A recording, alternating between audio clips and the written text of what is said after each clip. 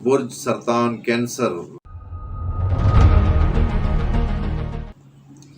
سے تعلق رکھنے والوں کے خانہ مال کی پوزیشن ملی جلی رہے گی۔ خانہ مال میں سیارہ زہرہ روپیہ پیسہ لائے گا، اور سیارہ عطارد جو کہ ڈوبا ہوا ہے وہ مالی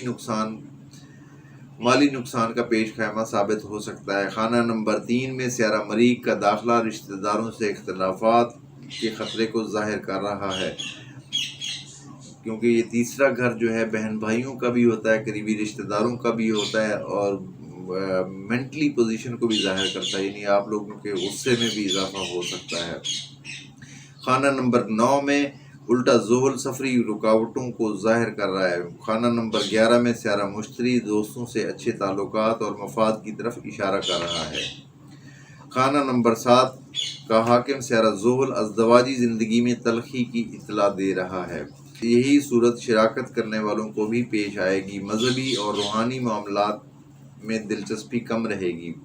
تالے میں موجود سیارہ شمس نئے خیالات دے گا اور آگے بڑھنے کی پلاننگ دے گا۔ فائن آرٹ سے تعلق رکھنے والوں کے لیے سیارہ شمس بہت اچھا ثابت ہوگا۔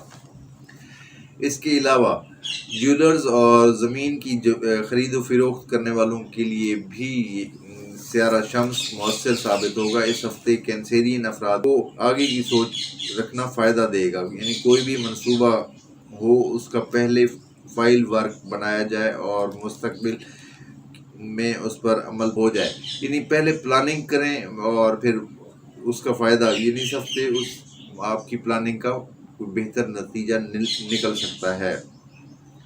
طالب علم افراد کو مشکل پیش آئے گی، پڑھا ہوا بھی کم ہی یاد رہے گا۔ محبت کے معاملات میں سیارہ مریخ تیزی پیدا کرے گا، دل کھول کر اظہار محبت کا رجحان رہے گا۔ ملازم پیشہ افراد کو پیشہ ورانہ معاملات میں بہتری رہے گی۔ خانہ صحت کا سیارہ مشتری بہتر ہے اور لہذا صحت بھی آپ لوگوں کی اس ہفتے اچھی رہے گی۔